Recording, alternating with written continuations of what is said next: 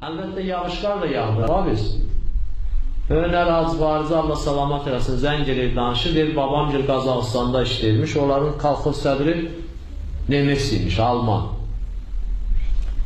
Əkini də əkiblər, heç nə yoxdur.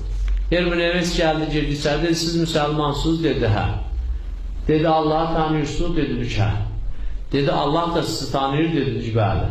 Dedi, çıxartdı 5 nəfərdən 4 nəfərdə, adama 25 manat verir, dedi, onda deyən o tanışınıza yağdırsın. Yoxsa nə sizə çörək verməyəcəm, yol pulunuz da olmayacaq qadir getməyə. Buğdadır, o da bitmir.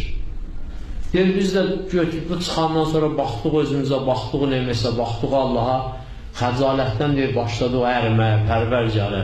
Yalvar, yaxarda, deyir, nəyi var, sıxdıq özümüzü, deyir, yağış başladı. 4 gündən sonra Nemes gətirdi adama 200-200, dedi, döyün saxlasın. Döyün saxlasın. Hə? Yağış deyir, məhsul da oldu, nə də oldu, nə də oldu, belə hər şey belə də Nemes də Allah'a tanıdı. Kimin vasitəsilə? Bizim Allahla olan rabitəmizin vasitəsilə. Bizim Allahla olan əlaqəmizin. O gələndə dedi ki, Allah'ı tanıyırsa, Allah da sizi tanıyır, yaxşı onda yağdırın, döyün yaxsın.